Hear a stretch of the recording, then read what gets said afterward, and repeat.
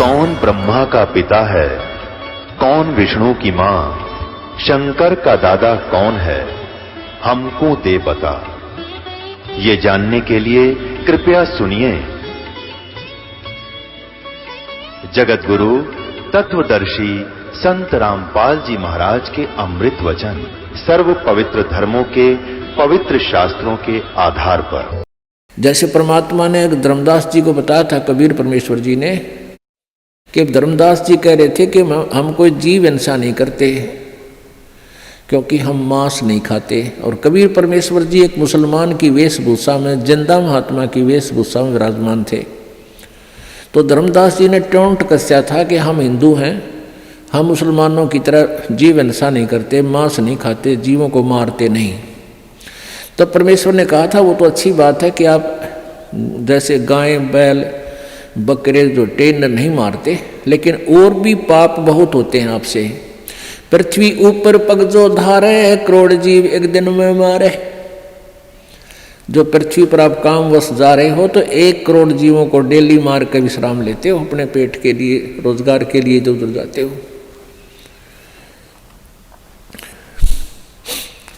सत्य ब्राह्मण की है हत्या, जो चौका तुम देव नित्या। जो चूल्हा लीप के प्रतिदिन चूल्हे के आसपास पहले गोबर से लीपया करते, गार से, ये इतना क्षेत्र में जो तुम लिपाई करते हो तो इतना पाप है आपको। 70 ब्राह्मण मार दियो। ब्राह्मण माने भक्त। वैसे तो किसी भी जीव हिंसा कर दें, किसी मनुष्य की हत्या कर दें तो महापाप है, लेकिन भगत की हत्या करना और घोर पाप है। अब जैसे पोचा मारते हो आप जी प्रतिदिन, आजकल तो फिनाइल से लगाया जाता है। वो किस लिए लगाया जाता है कि वहाँ कीटाणु नाश कर दिए जाएं, वो कीटाणु मरे जो हानिकारक होते हैं। तो वो जब तक आप सतगुरु कबीर परमेश्वर जी की सत साधना पूरे संत से लेकर नहीं करते, नकली संतों से नहीं, जिनके पास ये सच्चा नाम हो जो दास देता है, तो तब तक आपके दोनों ही पुण्य और पाप भिन्न भिन्न लिखे जाएंगे और वही आपको भोगने पड़ेंगे। फिर सारे के सारे पुण्य भी मिलेंगे। जैसे हाल ही का उदाहरण दिया कि उसने जो एक अलाई में इतने जीव मार दिए कि 1000 कसाईयों जितना पाप हो गया। फिर उसके द्वारा बीजी गई खेती से कुछ ऐसे दाने नीचे गिरे ऑटोमेटिकली, वो जीवों ने खाए, वो पुण्य हो गया। तो वो पुण्य और वो पाप अलग अलग लिख दिए, पुण्य थोड़े और पाप गणे। तो ऐसे ही आप पोचा लगाते हो या अपने काम वश जाते हो तो सभी आपके पैरों के नीचे प्राणी मरते हैं। और ऐसे जीव हैं जो हमें दिखाई भी नहीं देते, हवा में हैं, वह भी मारे जाते हैं। आप मोटरसाइकिल पर जा रहे हो, आप देखोगे आपका कपड़ा भी मैला हो जाता है और हवा में उड़ रहे अदृश्य जीवों के द्वारा उनकी मृत्यु आपके छाती पर, मुंह पर सब लग लग कर मर रही है। पंखा चलाते हैं, पंखे में भी जीव मर रहे हैं। अग्नि जलाते हैं, अग्नि में भी जीव मरते हैं। आटा गूंथते, आटा उसमें भी, सब्जी बनाते हैं उसमें भी। तो ये उन भक्तियों से ये समस्या हल नहीं हो सकती। परमेश्वर कबीर जी की भक्ति से आपके ऊपर क्या होगा कि ये जो पाप तो हैं, लेकिन उनको करना उद्देश्य नहीं, तो वो पाप आपका नहीं लगेंगे, उनको लगेंगे जो इस दास के द्वारा बताई गई साधना नहीं कर रही। उनको तो पूरे लगेंगे, उनके बैंक अकाउंट में लिखा ही जाएगा वो। और इससे नहीं लगेंगे। कहते इच्छा कर मारा नहीं, बिन इच्छा मर जा, कह कबीर दास का पाप नहीं लगा। इच्छा कर कैसे मारे? जैसे शिकार खेलते हैं या वैसे कोई भेंट देते हैं, कोई की तो बकरे चढ़ावे हैं, कि तो भोग चढ़ावे हैं, कि तो झोटे काट कर डाले जाते हैं मंदिरों में। या ये मुसलमान भाई ईद बकरीद मनाते समय जीव हिंसा करते हैं, ये तो है नोवेंगली जान के करते हैं, ये तो पाप लगेगा। इच्छा कर मारे नहीं, अरबन इच्छा मर जा। अब आप चल रहे हो अपने काम के उद्देश्य के लिए, आपका मारना इच्छा नहीं है। लेकिन वो अपने आप मर रहे हैं तो मरने दे, लेकिन सावधानी अवश्य बरतें। जैसे सामने आप जा रहे हो और चींटियों की लाइन है या इन मकोड़ों की, चिट्टों की जो लाइन है और वो बहुत बिखरे हुए हैं, तो उससे बचने की चेष्टा करें। और बचने की चेष्टा नहीं बच पा रहे हैं तो फिर भी थोड़ा बहुत बचाव करके उनके ऊपर से निकल जा, फिर भी कोई मरता है तो आपको दोष नहीं। तो परमात्मा की भक्ति से क्या होगा कि आप जी के जो प्रतिदिन आपसे जो अनजाने में पाप हो रहे हैं, वो इन जाप करने से भगवान की जो भक्ति आपको दी है परमात्मा की, और प्रतिदिन जो आप नित्य वाणी बोलते हो, पढ़ते हो, सुनते हो, इनसे आपके प्रतिदिन वो पाप अनजाने में किए हुए साफ होते रहेंगे। जैसे आप कपड़ा पहनते हो, कपड़ा प्रतिदिन मैला होता है, उसको साबुन और जल से धो लेते हो तो स्वच्छ हो जाता है। ऐसे ही आप जी का जो प्रतिदिन किए हुए नित्यनेम, प्रतिदिन किए हुए मंत्र भक्ति के, ये आपके ऊपर अनजाने में हुए हुए पापों को डेली साफ कर देता है।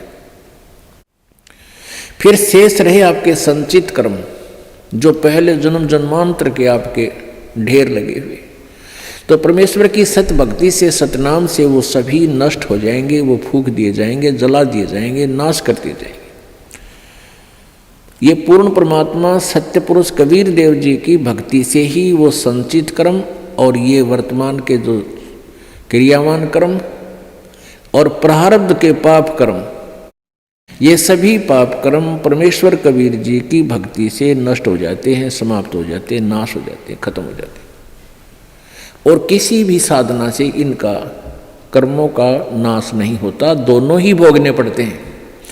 संचित भी न्यो के न्यो रहेंगे, डिपॉजिट, संचित माने डिपॉजिट, पहले के जन्म जन्मांतर के आपके बैंक भरे पड़े हैं वहाँ भगवान के दरबार में। पापों का अकाउंट और पुण्यों का अलग अलग होता है। तो इस प्रकार हमने इस परमात्मा की सत्साधना से अपना मोक्ष करवाना है। अब जैसे कर्म करेगा ऐसा ही फल देगा भगवान, तो इस विधान से तो हम कभी भी पार नहीं हो सकते। और जो ये विधान इन अज्ञानी संतों ने बना रखा है कि जो भी तेरे भाग्य में है वो तो भोगना ही पड़ेगा, इस विधान से भी हम पार नहीं हो सकते। एक इन्होंने विधान बताया है, जैसे देवी भागवत में आप जी ने पढ़ा था कि बृहस्पति जी जो देवताओं के गुरु हैं और इन्होंने ब्रह्मा जी से ज्ञान प्राप्त है, तो वो कह रहे हैं कि जैसा भी जिसका पुण्य है, पाप है, वो भोगने से अक्षीण होगा।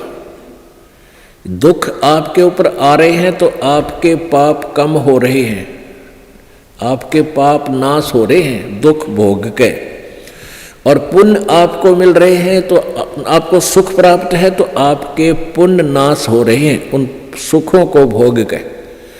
ये प्रोसीजर है इन तत्व ज्ञानहीन ऋषि महर्षियों और प्राणियों का। अगर इस विधान से हम चलें तो कभी सुख नहीं हो सकता और कभी मोक्ष नहीं हो सकता।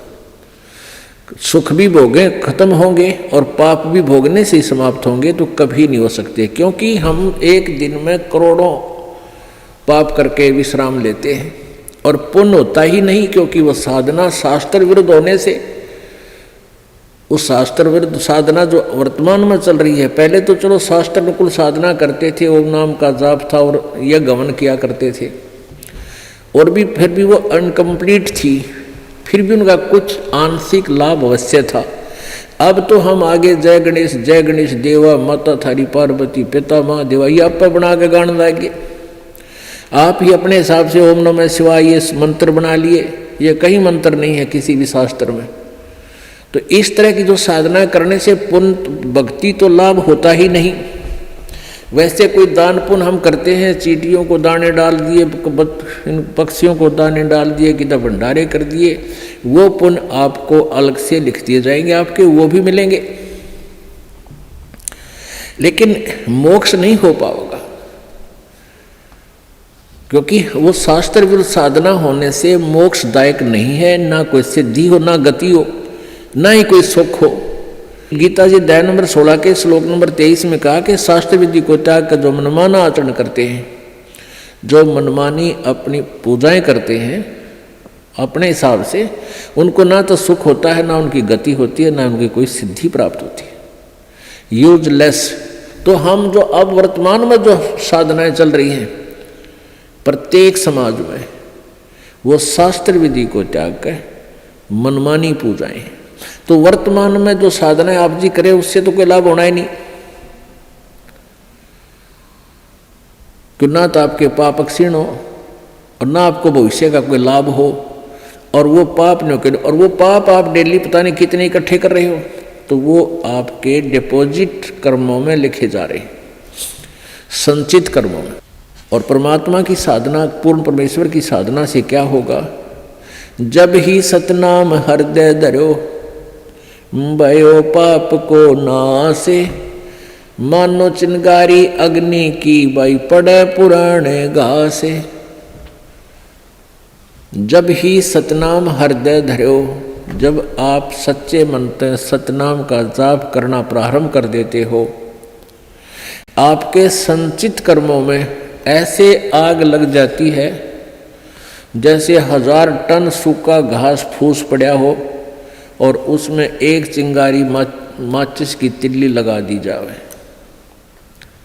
वो पूरे घास को जलाकर ढेर कर देती है, यानी सारे घास का नाश कर देती है। फिर चले तेज हवा इधर उधर से और वो साफ स्थान साफ हो जाता है। तो पुण्यात्माओं, जब आपके पाप क्षीण हो जाएंगे, फिर आपके अंदर एक प्रेम जागेगा। आपको छोटी सी चर्चा माल्य की शुरू होते ही आंखों में आंसू आऊंगी, दिल भरा होगा आपका।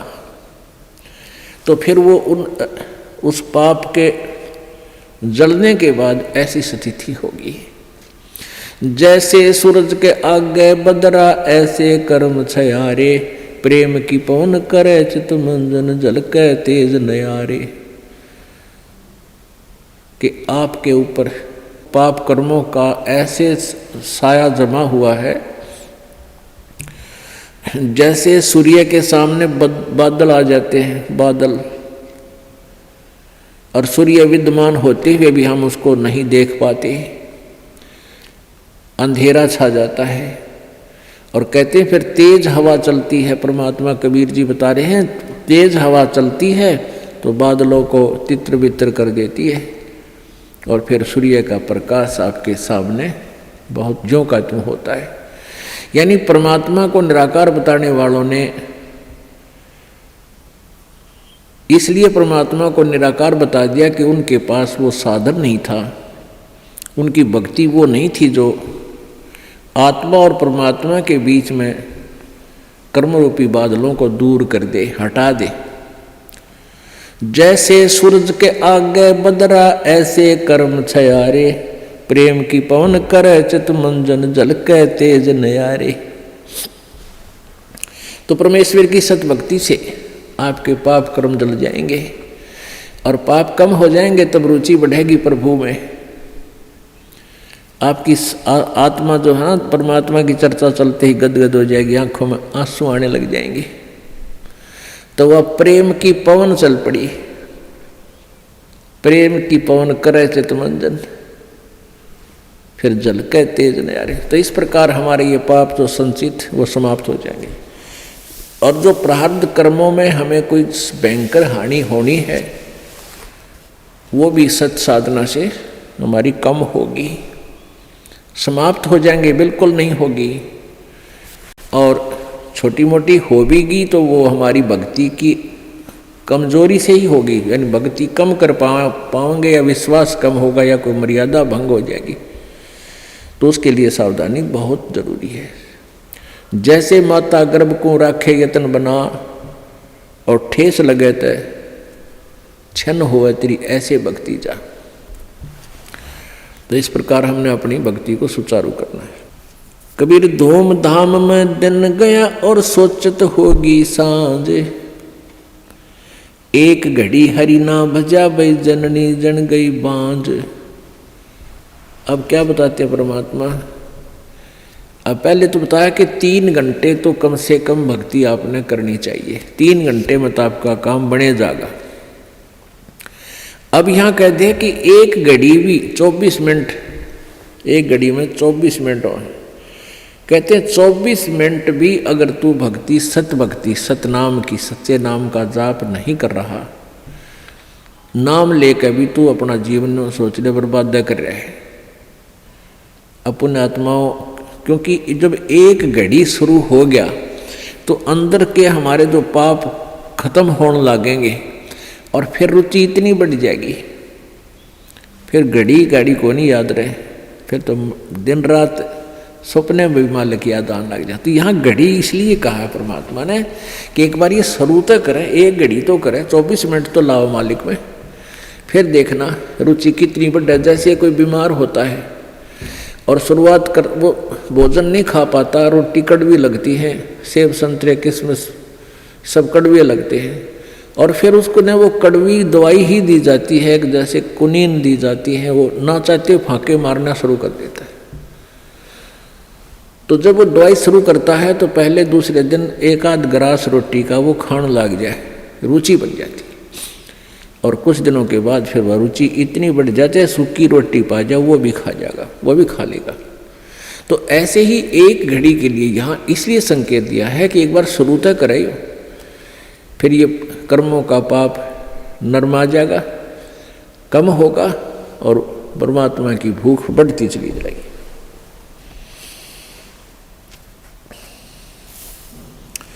रात गवाई सोए करियो, दिवस गवाया खाए,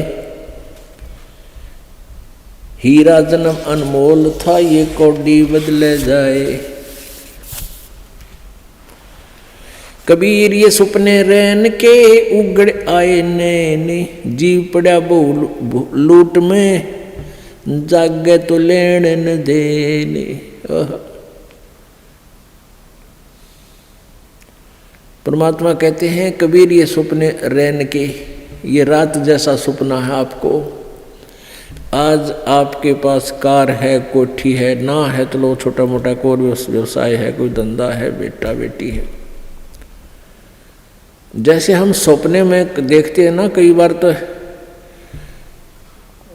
या ऐसा सपना देखते हैं कि तो कार में घूम रहे हैं, ठाठ कर रहे हैं, खूब मौज मार रहे हैं, और उठे तो फिर साइकिल भी कोई ना घर पे। जब आंख खुल जाती है तो देखे साइकिल भी कोई नहीं आसपास, कार के सपने आ रहे थे। तो ऐसे ही हमारे ये स्वप्न हैं, ये जो कुछ भी आप देख रहे हो सपना समझो। और कल ये नैन उगड़ गए, कल ये आंख खुल गई, यानी मृत्यु होगी, तो जागे तो लेन न देन।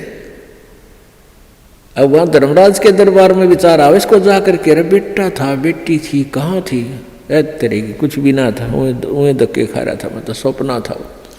तो ऐसा सपना सा बनेगा आपके साथ ही, जो आज जिसके ऊपर इस सपने में अपना जीवन बर्बाद करे। और सपने में ही आप भक्ति करोगे तो आपको लाभ होगा, इसमें ही आपको ज्ञान हो कि इससे बचाव करें, तो सपने में ही सुख होगा आपको।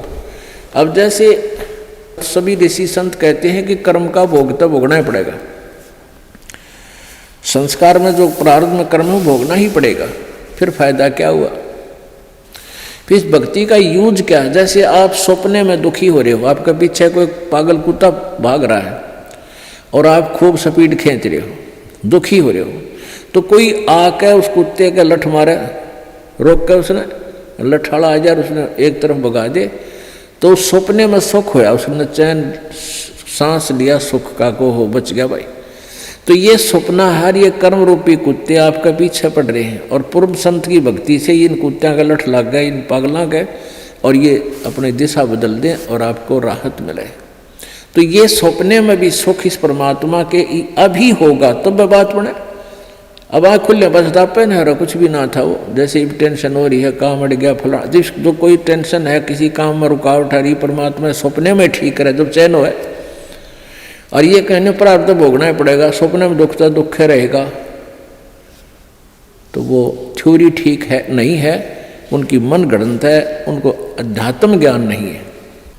आजकल के 5 दिन ये जंगल होगा बासे, ऊपर ऊपर हल फिरा ये ढोर चरेंगे घासे। आजकल यह 5 दिन अर्थात एक ना एक वो दिन आएगा, आप जी का जंगल में वास होगा, आप जी का शरीर छूटेगा और आप जी को शमशान घाट पर शरीर का अंतिम संस्कार हो जाएगा। और फिर इस तुम्हारी जो है ना मिट्टी के ऊपर ढोर फिरा करेंगे, डांगर हंडेंगे, घूमया करेंगे। 8 जने जो लाकड़ी और केस जले जो घासे, सब जग जलता देख कर ये कबीर भया उदासे। मरोगे मर जाओगे कोई न लेगा नाम, उजड़ जा बसाओगे छाड़ बसती गांव में। कहते हैं आज तुम जिस परिवार के वंश चलाने के चक्कर में दिन रात फिर लगे रहते हो, आपकी मृत्यु के बाद कोई आपने याद भी ना करे, 6 महीने रोंगे मुश्किल से। अब आजकल तो 10 दिन में कर दें सारा काम। 70वीं वीर, वर्षी वीर, महीना वीर, वो 13वीं भी 10 दिन में करके फारे कर दें। कोई आज आप अपने दादाजी को कितना याद करते हो? कभी कोई पूछला, गांव को पूछ ले कि किसका है कहाँ से, फिर जब फलाने दादा का नाम कभी बताना पड़ जाए, जब ना तो कोई ना याद करता दादाजी ने। तो पुण्यात्माओं या भूल ला रखी काल ने, और इन काल के दूता ने हमें ऐसा उलझा रखा है कि पुत्र बिना मोक्ष नहीं। अब बेटी ने तो हम संतान भी नहीं मानते थे, ऐसी अनजान सोच बना दी हमारी। पुण्यात्माओं बेटा और बेटी में कोई अंतर नहीं, संस्कार आपको मिलेंगे चाहे कितने पैर पीट लो। आजकल उन अज्ञानी लोगों की और फिर समाज के दबाव में हमारे भक्त आत्मा भी प्रेरित हो जाते हैं। जिसके 1-2 पुत्री है तो इन्होंने सोचा पुत्र हो भगवान, पुत्र जरूर हो, क्योंकि वो इंजेक्शन लावे डेली। जब पड़ोसन आ जाएगी, कोई रिश्तेदार आवेगा, नहीं कहेंगे एक पुत्र तो चाहिए था, एक पुत्र तो होना चाहिए। दास जब सर्विस करता था, जेई की नौकरी करता था, एक ठेकेदार था मदीना गाँव, मदीना डांगी का,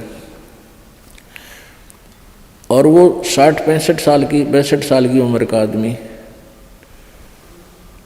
तो उसके 4 लड़कियां थी और बड़ी लड़की ब्याह दी, 2 लड़कियां तकरीबन सारी ब्याह शादी कर दी। फिर प्रेरणा कर दी, किसी ने कहेंगे कोई एक पुत्र तो हो, पुत्र तो होना चाहिए। तो उसकी पत्नी ने भी यही कहना शुरू कर दिया कि पुत्र तो होना चाहिए। उसने कहा कि तुम मेरी, उसकी कोई मौसी की लड़की थी क्यों करके उसकी शादी करवा दी। अब वो बताओ, खुद बताओ था, बोला जी ऐसा हुआ, वो फिर जड़वा 2 लड़की होगी उसके, 5 तो पहले थी और 2 के और आन लागे। फिर वो छक्के, मैंने तो ऑपरेशन करागा, पांडा छुटवाया उसका। तो परमात्मा कहते हैं या हमारी बॉडी 8 से, परमात्मा जो देगा वही होगा। और अगर आवश्यक होगा, अब आपके पास वो परमात्मा कबीर है, कबीर जी वो है, अगर आपके संस्कार में कोई सुयोग्य संतान होगी तो पुत्र भी दे देगा। ना तो आज वर्तमान के 80% पुत्रों से ये माता पिता दुखी हैं। पुत्री तो शादी कर दी हुई पराई, यहाँ रहती है तब आपका पूरा काम करे, कभी आज्ञा का अवहेलना नहीं करती लड़कियाँ, और पुत्र छोटा ऐसा लाग जा रखो ऐलान ना करूं क्यों, और बेटी कभी नहीं बेचारी मना करती। तो हमने इन अज्ञानी अनजान ऋषि संतों के अज्ञान के कारण हम इतना भेद बना बैठे थे एक आत्मा में, आत्मा वही बेटी और बेटे की। तो इस प्रकार हमारी इन नकली संतों ने हमारा समाज व्यवहार कति बिगाड़ दिया, हमारी सोच बदल रखी थी, जिस कारण से हम आधे से ज़्यादा तो न्यों दुखी रहा करते थे। अब वर्तमान में आप देख रहे हो पुत्र, ये बुरी बात नहीं है पुत्र अब, लेकिन इस ज्ञान को प्राप्त करके आपका फिर पुत्र हो चाहे पुत्री आपको दुखी नहीं करेंगे। क्योंकि वो बचपन से इस ज्ञान में भगवान के रंग में रंग जाएंगे और परमात्मा की शक्ति आपकी भक्ति से आपके साथ रहेगी। और मान ले कोई छोटा मोटा संस्कार में कोई निकम्मा बालक आ भी गया तो उसने मालिक ठीक करेंगे, सीधा करेंगे, उसको किसी प्रकार भी करें, चाहे आपको दुख नहीं होने देंगे। तो इसलिए परमात्मा की हम चाह में भटका करते थे कि वो सारे ही सुख दिया करता है। कबीर हाड जले लकड़ी जले और जले जावण हारे और देखण आड़े भी जले, अब किस्तें करूं पुकार। अब परमात्मा कबीर जी कहते हैं कि जो किसी की मृत्यु होगी वो तो जले, और जो उसको जलाने जाएंगे एक दिन वह भी जलेंगे, और जो देख रहे हैं खड़े होकर के फलाना मर गया देखो उसकी चिता जले है, और वह भी जलेंगे एक दिन, उनको भी वहीं जाना है। पर वो बुद्धि इतनी काम ना करती, इतना दबाव है हमारे ऊपर, प्रेशर है, नशा है, हमने डर ना लगता कि हम भी वहीं जाना है, हमने भी एक दिन वहीं जाना है। वो दिन याद कौन रखते हम, और वो अब याद रहेगा। मौत बेसारी बावड़े तन अचरज किया कोने, तन माटी में मिलेगा जो आटे में लोने। एक भगत था, एक संत था, और वो संत पतला दुबला और ठीक सा था, और बाकी वो अपने जैसे किसी वस्तु को कोई चिंता हो जा तो उसके चेहरे की, उसकी फेस की आकृति कुछ अजीब सी रहती है। तो एक भक्त आता था उस संत के पास, बढ़िया फलों के दर्जन फल सेब संतरे लाया करता। तो वो देखा करता था कि महात्मा जी बहुत चिंतित से रहते हैं और बहुत ही ज़्यादा स्वस्थ नहीं है, सेहत अच्छी नहीं है। और दूसरे भक्त वहाँ दूध लाते थे तो वहाँ डेग सा बढ़ा रहा करता दूध का, फलों की टोकरी बड़ी रहती थी। वो संत जी औरों को दे देते थे प्रसाद रूप में, और फिर खीर ख्यार बना के खिला देते थे। दूध आता था, चाय पानी दूध पी लेते थे, अपना थोड़ा बहुत जैसा पिया करते थे, बाकी भक्तों को पिला देते थे। तो वो एक धनी व्यक्ति जाता था, उनका सेवक, काफ़ी संतरे ले जाता, सेब ले जाता, अच्छे फल चढ़ा गया था, कुछ दक्षिणा दिया था। तो साधु से प्रश्न करता था कि महाराज जी आप कुछ चिंतित से रहते हो, क्या आप खाते पीते नहीं, आप पतले दुबले भी बहुत हो गए हो। महाराज जी कहने लगे भाई बस खा लेता हूँ जैसा रुचि बनती है।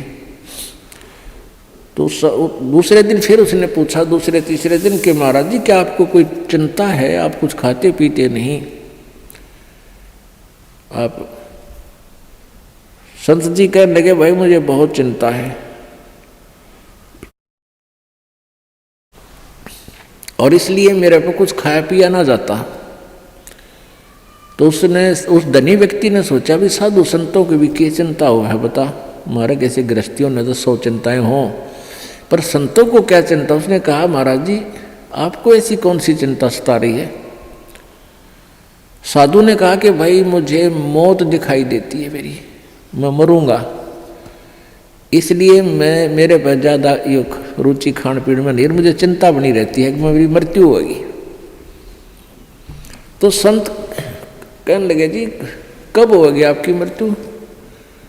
अब उस भक्त ने सोचा कि अभी निकट भविष्य में ही शरीर छोड़ते होंगे 2-4 दिन में। उस समय उस संत की 40-45 साल की आयु थी। उन्होंने बताया कि भाई अभी मेरी 40 वर्ष बाद मृत्यु होगी, 40 वर्ष के बाद, और आज मेरी 45 वर्ष की आयु हो चुकी है।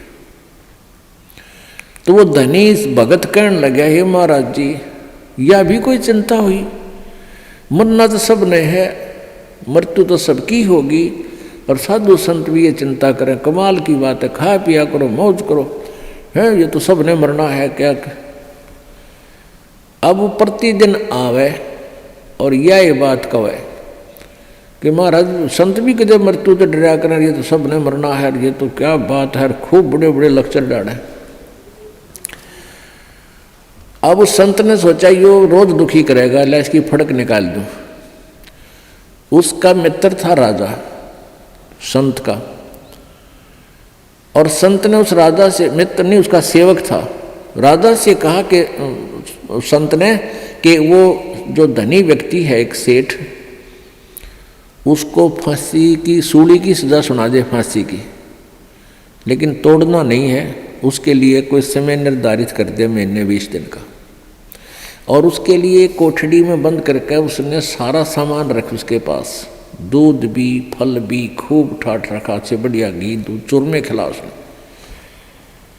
अब राजा अपने गुरुदेव का आदेश पाते ही राजा ने वो बुला लिया और कहा भी तेरे को फांसी की सजा सुनाई जाती है, तूने किसी व्यक्ति का मर्डर कर रखा है। अब वो धनी सेठ के सोच रहा है बड़ी बुंडी बनी है, तुमने तो किसी मृत्यु का कोई हत्या करी नहीं, देख फांसी की सजा होगी, दिन रख दिया 20-25 दिन, महीना 1.5 महीना जो भी। अब वह दिन तारीख दर दी, 25 तारीख 24 10 30 तारीख, वो 30 तारीख रख दी महीने की, या 14 6 8 जैसे भी कोई रख दी।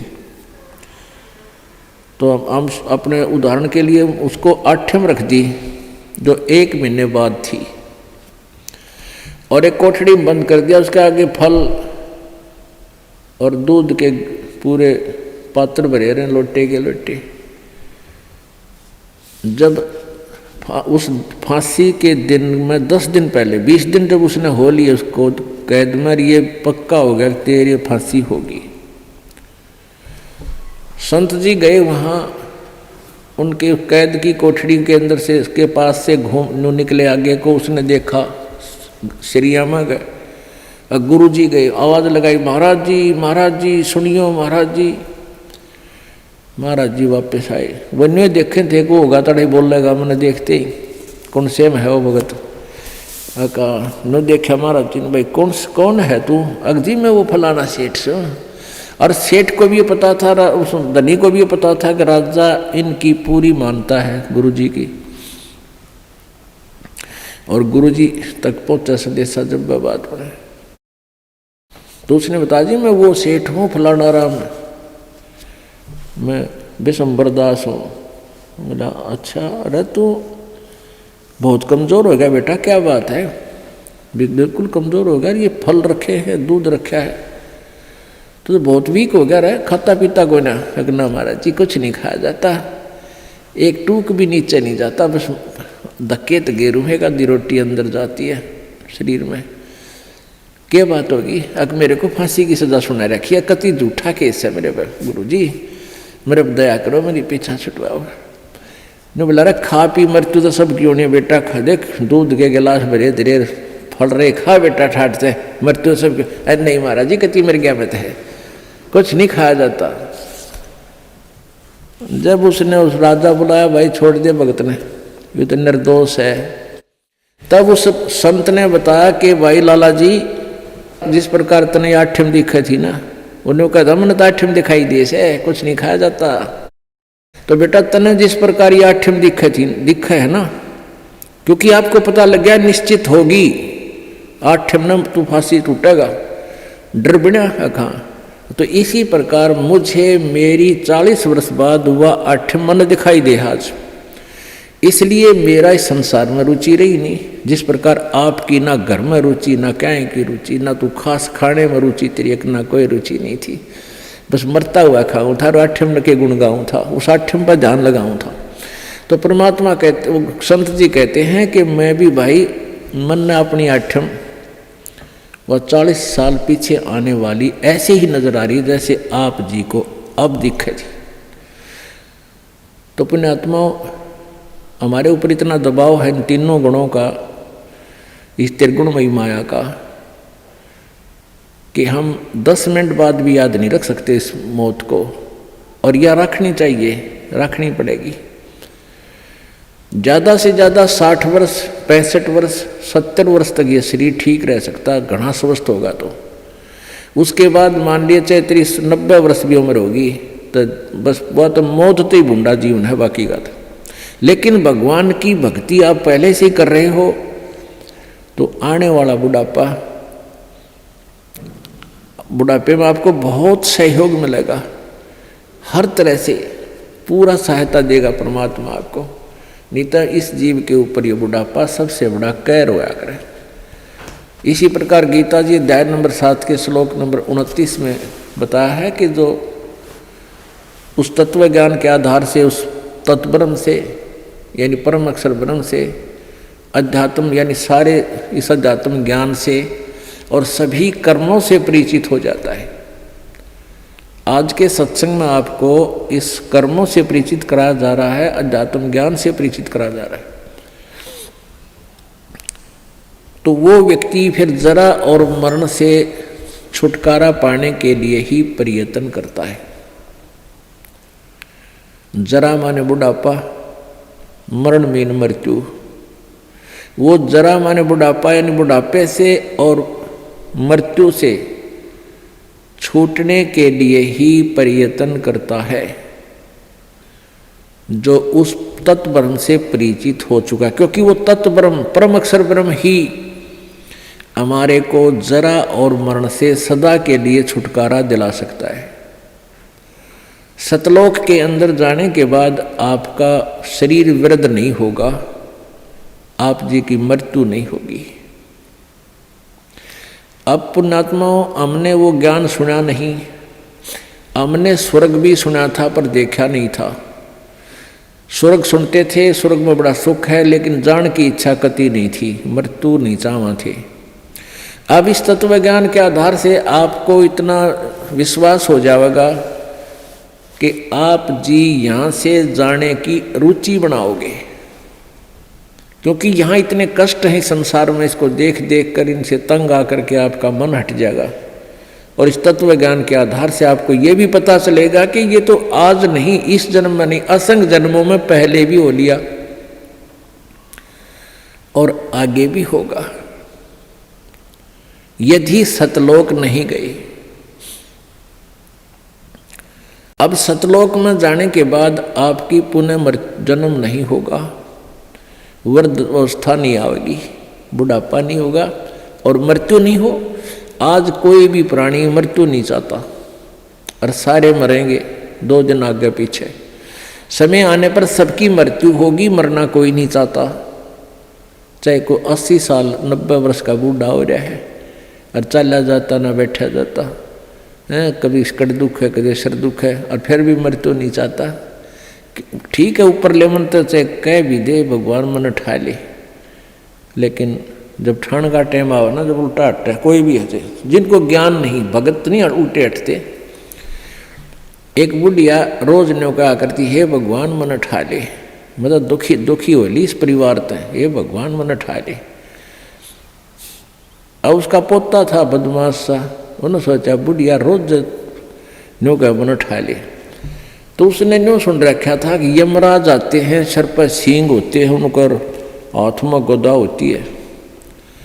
तो लड़के ने 12-13 साल का था, उसने सर पर बड़ा साफा बांध दिया और उसमें सींग पो लिए 2 और हाथ में ले लिए गदा सी बना ली कपड़े की, जो करी नकली रामलीला रखा है ना हनुमान की। और पहले इसे टिमटिमाते ही दीवे होया करते, दीवा दिया ला, दीपक लगा दिया और बुढ़िया का हटा के मुँह पर तक कपड़ा ने बोला, बुढ़िया बोले होशियार, चल तुझे लेने आया हूँ।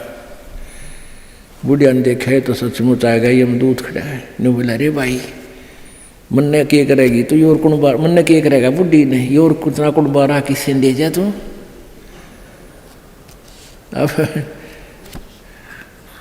न बोला ना तेरा नंबर है, बोला अरे भाई तेरा आगे दोनों हाथ जोड़ो, मन ना ले जाए। तो फिर उसने उतार दिया सारा साज बाज हटके हाथ धर दिया। तो इन्होंने बोला, दादी क्यों मगज खाया करती रोजाना, मैंने ठाले ये मरी क्यों ना तू। ने बोली, रे ढेड़ तने गढ़ दूँ, तू था तन डरा दी थी मैं।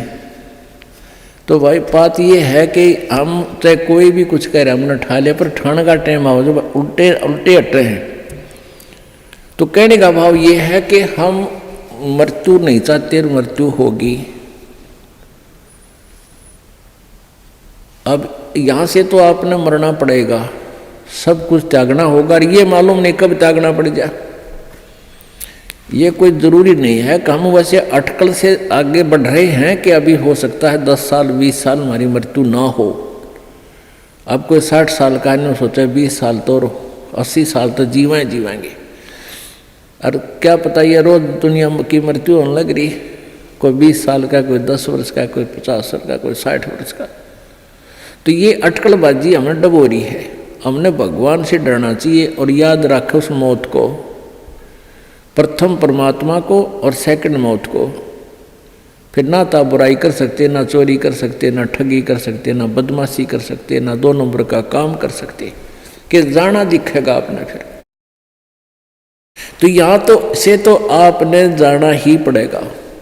और यदि आपकी श्रद्धा सच्ची लो, उस सतलोक में जान की लगी, इस ज्ञान के आधार से आपकी आस्था या किसी परिवार जन्म में या किसी धन में नहीं रहनी चाहिए। जब आप यहाँ से चलन के योग्य होगे, और ये रहकर आपकी परीक्षाएं भी होंगी, आपके ऊपर कोई ऐसी आपत्ति ऐसा आएगा सत्संग में, फिर आप देखेंगे कि मेरी वृत्ति बेटे में है कि बेटी में, पोते में है कि या पोती में, कोठी में या कार में। आप जी ने अपने उस जाल को स्वयं काटने की चेष्टा करनी है कि तो जुल्म हो गया, मेरा तो बीच में आस्था है।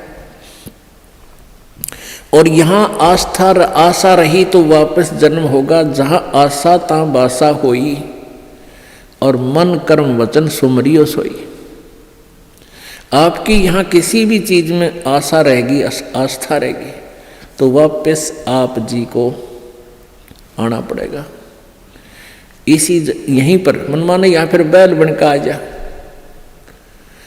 और यहाँ आशा नहीं रही तो फिर हमने आशा कब ना रहेगी, ये ज्ञान आधार बनाओगे, भक्ति घनी करोगे, दान धर्म खूब करोगे, उस भक्ति की शक्ति से भी आपके कुछ बंधन ऑटोमेटिकली कट जाएंगे। इतना दबाव बनेगा उसका, आपके मन में वो आना नहीं देगा, और परमात्मा कोई ऐसी व्यवस्था आपकी बना देगा। और जो भक्ति नहीं करते तो फिर हमने यहाँ से तो जाना ही जाना है, भक्ति कर रहे हैं जो, उनके मन में ये आ जाना चाहिए कि फिर जन्म होगा तो फिर यह दुर्गति शुरू। मनुष्य जन्म भी हो गया तो मनुष्य जीवन में क्या सुख पाया अपना। आज हम 60 साल के हो गए, हमें पता है क्या मिला इस जीवन में, और क्या हमारा था और क्या पराया था। तो इस ज्ञान के आधार से निर्णय हो जाएगा कि अगर फिर जन्म हो गया, फिर वो प्रोसीजर, बेटा ना हुए तो दुखी, हो गए तो महादुखी, क्योंकि फिर उनके पालन में पोषण में कोई बेका देगी मृत्यु हो जाए काल, तो फिर रोज जाना करे काम, तो रो का टक्कर मारेंगे, वह दुर्गति न्यारी।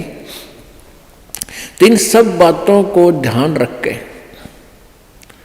तो सच्ची श्रद्धा बना ले कि तो मरना पड़ेगा, पर इसी जगह चला फिर मरना ना पड़े, यहां से तो जाना पड़ेगा। तो इसलिए ये तो अपना है ही नहीं, चाहे बेटा है चाहे बेटी है, उनमें मोह है या ना है।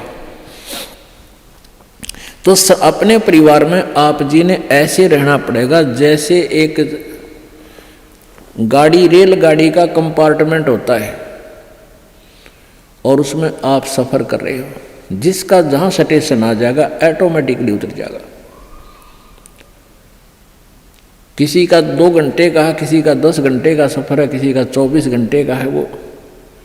तो ऐसे ही आप जी इसको ऐसा समझ कर रहोगे जैसे रेस्टोरेंट होते हैं, होटल में जाकर डट गए, तो वहाँ सारी सुविधाएं होते हुए भी आपको पता है कि ये मेरी नहीं है, उनका प्रयोग भी करना है। उनमें मेज कुर्सी पलंग टीवी वहाँ पर है, उनका पंखा कूलर एसी फ्रिज, उनका प्रयोग भी करना है, लेकिन अंडरस्टूड होता है कि मेरी को ना, ये तो धनी की है। तो ऐसे ही ये सारा रेस्टोरेंट, ये होटल, ये काल का है, और हमने किराए पर अपनी पूंजी जमा करा का यहाँ, तो ये कुछ समय का रहने का यहाँ पर मिला हुआ है, और ये व्यवस्था बता दी, इस खेती में बना रखा, ये मजदूरी कर, ये ऐसे खा ले, ये या छोड़ रखा है।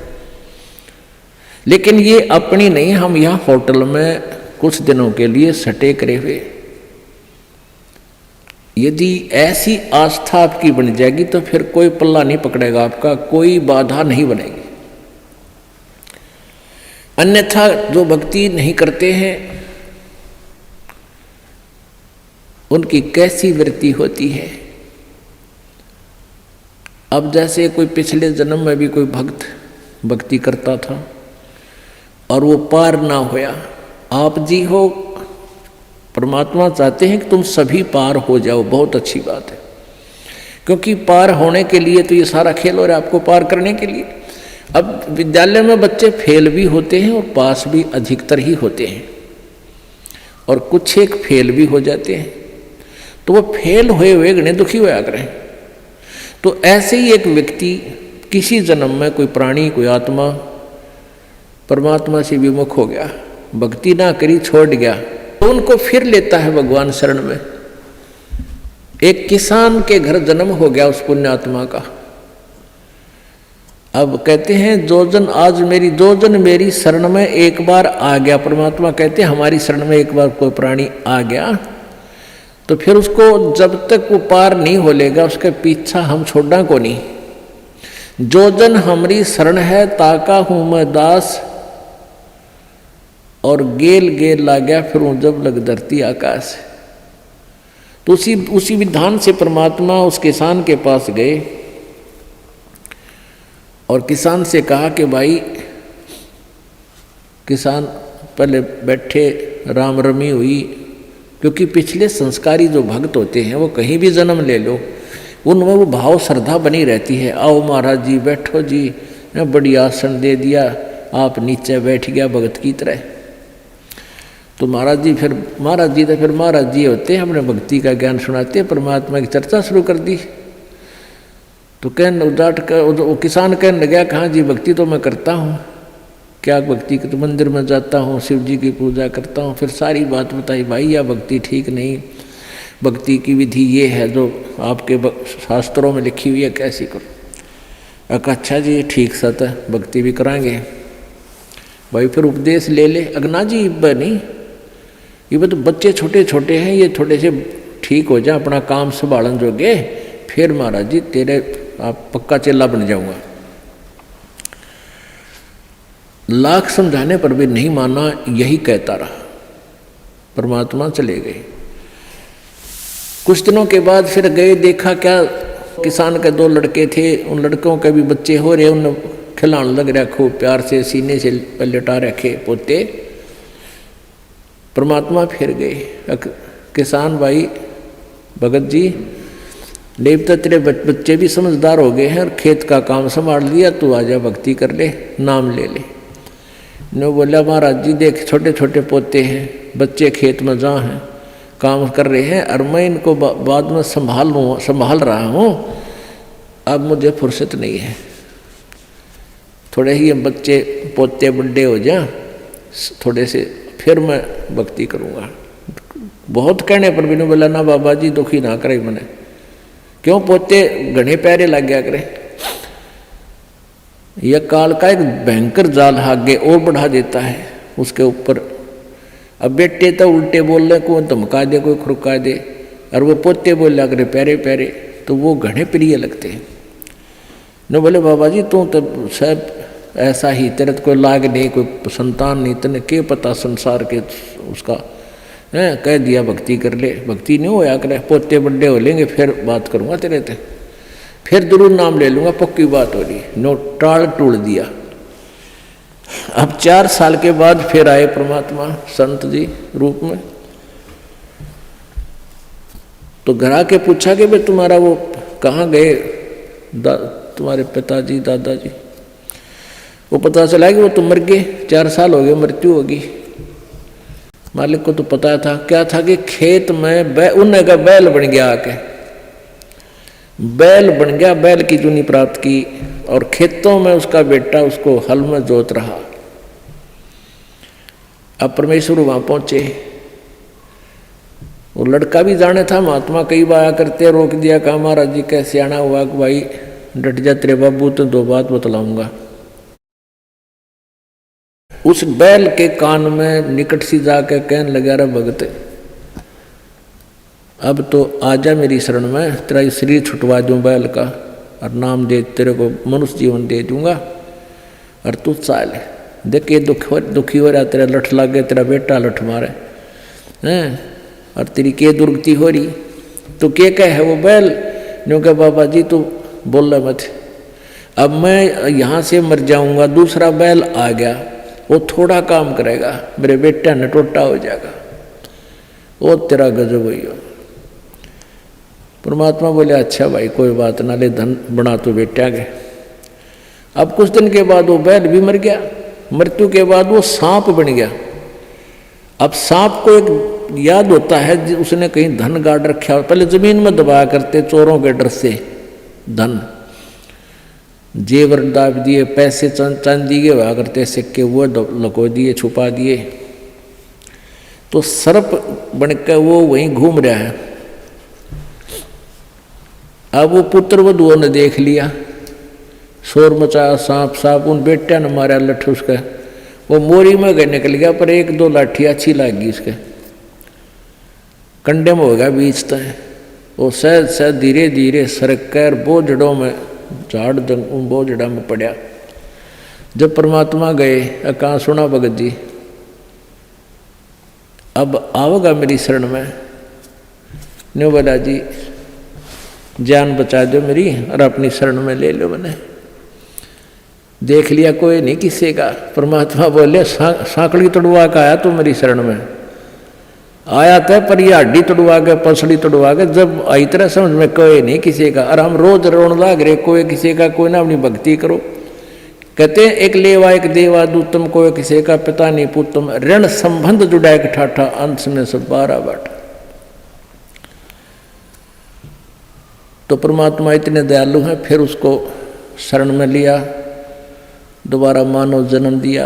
आगे देखो सूत में होगा कि ना, फिर वह बीमारी शुरू कर ले मन माने।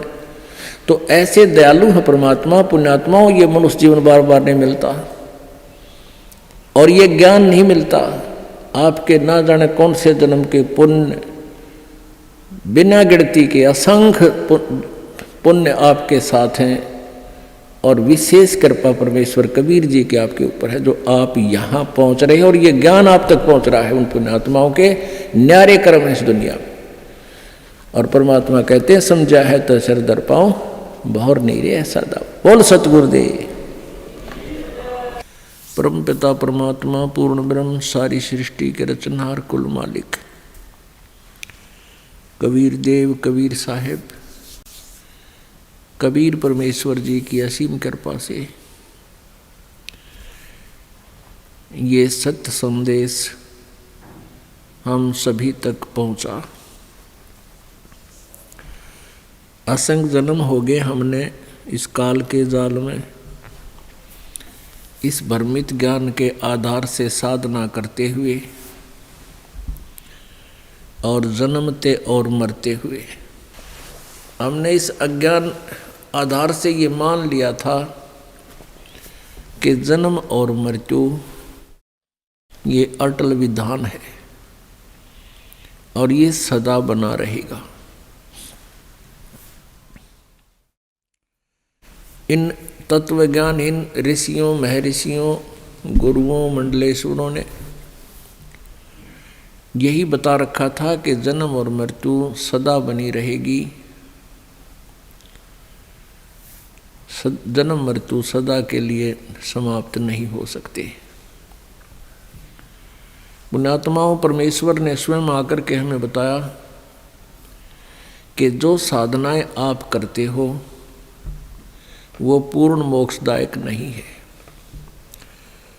प्रत्येक युग में परमेश्वर आते हैं और अपने यथार्थ ज्ञान को स्वयं ही बताते हैं। अपने पाने की विधि यानी आप जी को सतलोक पहुंचाने की यथार्थ विधि वो स्वयं ही आकर बताते हैं। परंतु हम अज्ञान के आधार से इतने भ्रमित हो चुके होते हैं कि हम परमात्मा की वाणी को स्वीकार नहीं करते। जो समस्या आज हमारे सामने उपस्थित है,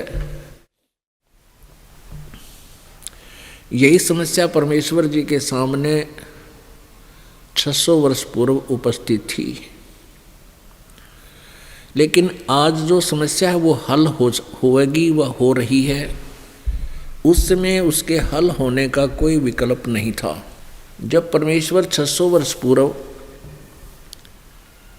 बनारस में, काशी शहर में एक शिशु रूप धारण करके प्रकट हुए थे,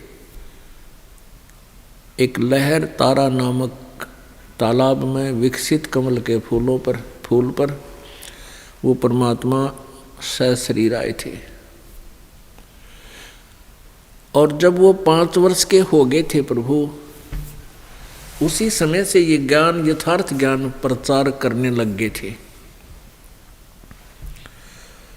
और बड़े बड़े धुरंधर विद्वान माने जाने वाले ऋषि महर्षियों को परमात्मा के प्रश्न का कोई उत्तर नहीं था, जिस कारण से वो अज्ञानी ऋषि महर्षि परमात्मा कबीर देव जी को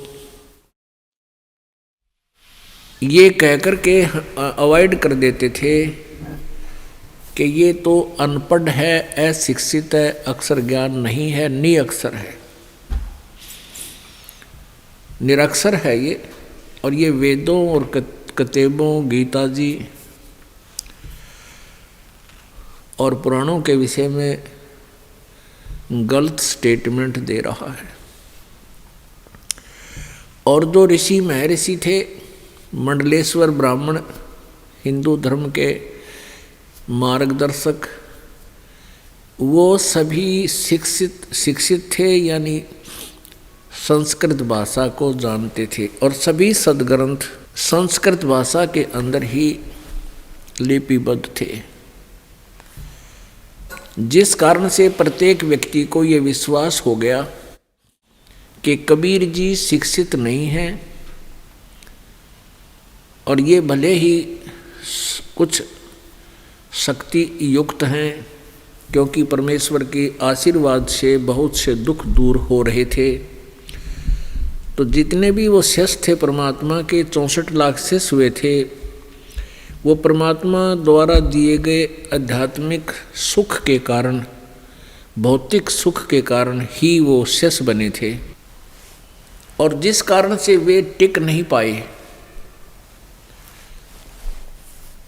और परमात्मा के ज्ञान को जो वो बोला करते थे, एक पुण्य आत्मा ने लिपिबद्ध कर लिया था। वो पुण्यात्मा है धर्मदास जी, जो पहले ऐसे ही उलट ज्ञान से रंगे हुए थे और परमात्मा का बहुत विरोध कर रहे थे। तो उस समय तो इन अज्ञानी ऋषि महर्षियों की दाल गल गई थी। ये कह करके परमात्मा कबीर जी जो हैं, ये अनपढ़ हैं, अशिक्षित हैं, ये संस्कृत भाषा नहीं जानते हैं, ये ऊट पटांग बातें बक रहे हैं। जिस कारण से परमेश्वर के उस ज्ञान को महत्व नहीं दिया गया, जो आज आप जी के समक्ष शिक्षित समाज के सामने अब ये दास रूबरू कर रहा है। 600 वर्ष पहले परमात्मा कहा करते थे, ब्रह्मा विष्णु महेश नासवान हैं, इनके माता पिता हैं, इनकी जन्म मृत्यु होती है, ये कंप्लीट गॉड नहीं है, ये पूर्ण परमात्मा नहीं है, ये समर्थ प्रभु नहीं है, ये केवल एक ब्रह्मांड में एक विभागीय मंत्री समझो, एक विभाग के मिनिस्टर हैं।